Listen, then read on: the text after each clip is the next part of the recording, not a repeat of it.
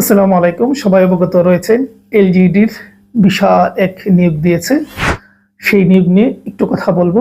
এই নিয়োগ নিয়ে তিনটি ভিডিও আমি করব। প্রথমত একটি ভিডিও অলরেডি করে ফেলছি যেদিন নিয়োগ দিয়েছিল। আজকে দ্বিতীয় যে কারা কারা আবেদন করতে পারবেন, তারপরের ভিডিওতে একদম পদ ধরে ধরে সুযোগ সুবিধা, দায়িত্ব, কাজের পদ্ধতি এগুলো নিয়ে কথা বলবো ইনশাল্লাহ পরের ভিডিওতে। সেইটা নিয়ে অলরেডি কাজ চলছে।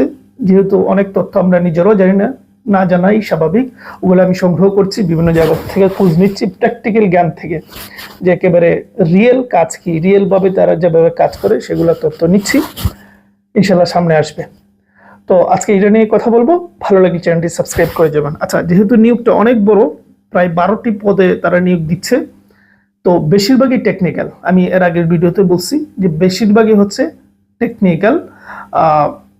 ধরুন 12টি পদ, তো তার মধ্য থেকে 8-9টাই হচ্ছে টেকনিক্যাল। সবাই করতে পারবেন না। 800-র মধ্যে 897 জন নেবে টোটাল। তো ওখানে আমি প্রায় 200-র কাছাকাছির মতন দেখেছি যে সাধারণ মানুষ প্রার্থী আবেদন করতে পারবে। তো আজকে আমি বলছি, একেবারে ধরে বলছি, যেগুলা একেবারে কোনো শর্ত নেই, কোনো চিন্তা নেই যে অনেক অনেক যোগ্যতা আছে, যে আদৌ পারবো কিনা এই ভাবতে হয়, কোনো ভাবার দরকার নেই। প্রথমে যেটা বলবো সেটা হচ্ছে পৌর নির্বাহী কর্মকর্তা। এটা 10ম গ্রেড। বা এই 10ম গ্রেডও অনেক কিছু। পৌর নির্বাহী কর্মকর্তা, ঠিক আছে, এইটাতে নেবে মাত্র 20 জন, কিন্তু এইটাতে আবার মাস্টার্স লাগবে। ঠিক আছে, মাস্টার্স লাগবে, এইটাতে আপনারা সরাসরি আবেদন করতে পারবেন। 2 নম্বর হচ্ছে প্রশাসনিক কর্মকর্তা। এটা 12তম গ্রেড। গ্রেড দেখে কেউ ভাই মানে টেনশন করবেন না, আপনার দরকার জব। 12তম গ্রেড, 10ম গ্রেড, এইগুলো খুব ভালো। তাহলে ওইটাতে নেবে 45 জন। ঠিক আছে, ওইটাতে আবার আপনার স্নাতক হলেই, মানে আপনি ডিগ্রি করলেও পারবেন। ঠিক আছে, তারপর 3 নম্বর হচ্ছে প্রশাসনিক কর্মকর্তা। এইটাতে 13তম গ্রেড, এটাতে 9 জন নেবে। এটা তো আপনার ডিগ্রি হলেই আপনি আবেদন করতে পারবেন। এই 3টা হলো একেবারে সরাসরি কোনো চিন্তা ছাড়া আপনারা করতে পারেন। ঠিক আছে, এবার বিষয়টা হচ্ছে আমি আপনাকে বলি, আপনি চাইলে প্রথম প্রশ্ন থাকবে, আচ্ছা এটা পরে বলতেছি। তারপর হচ্ছে সমাজ উন্নয়ন কর্মকর্তা। এটা সমাজ বিজ্ঞানের সাবজেক্টে যারা, এটা তারা করতে পারবেন। এই সমাজ বিজ্ঞানের আওতায় কিন্তু রাষ্ট্রবিজ্ঞানও পড়ে যায়। আপনি চাইলে রাষ্ট্রবিজ্ঞানেও আশা করি আপনারা অ্যাপ্লাই করতে পারবেন। আপনাদের মানে অ্যাপ্লাই করলে তারা নিয়ে নেবে।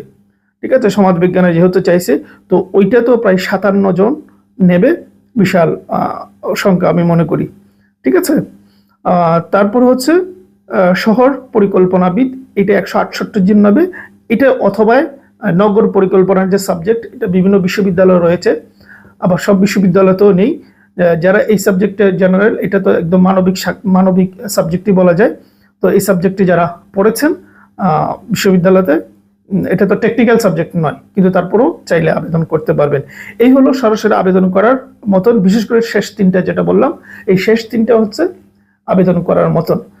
তাহলে এখন প্রশ্ন জাগবে যে একাধিক পদে আবেদন করা যাবে কিনা। তারা সার্কুলারে কোথাও উল্লেখ করেন নাই করা যাবে না। ঠিক আছে, কিন্তু তারপরেও অনেক নিয়োগের ক্ষেত্রে উল্লেখ না করার সত্ত্বেও আবেদন করতে গেলে একটার আবেদনের টাকা দিয়েছেন, সেকেন্ডটার টাকা দিলেই তখন তারা নেয় না। তখন বুঝে নিতে হয় যে তারা হয়তো একাধিক আবেদন নেবে না। কিন্তু এক্ষেত্রে প্র্যাকটিক্যালি আমি বলতেছি, আমি কালকে আমার বেশ কয়েকজন আত্মীয় স্বজনের করে আমার বাড়ির করে দিয়েছি। তো প্র্যাকটিক্যাল জ্ঞানটা আমার তো আছে। আপনারা চাইলে সবগুলোতেই পারবেন, সবগুলোতেই করতে পারবেন। 3টা 4টা 5টা সবগুলোতে তারা আবেদন নিচ্ছে। ঠিক আছে, সুতরাং প্রথম যেটা আপনার চয়েস সেটা আগে দেওয়া শুরু করবেন, বাদ বাকি সবগুলোই টাকা ইনশাল্লাহ নেবে। তাহলে এই হলো আমি বিশেষ করে শেষ 3টা। ঠিক আছে, আপনার যদি মাস্টার্স না থাকে তাহলে আপনি 12তম গ্রেডকে টার্গেট করতে পারেন। 45 জন নেবে। প্রশাসনিক কর্মকর্তা 12তম গ্রেড, এইটাতেও করতে পারেন। সুতরাং এই হলো বিষয়। এগুলো তো করেন, সামনে ইনশাল্লাহ দরে দরে কথাবার্তা হবে। ভালো থাকবেন, সুস্থ থাকবেন।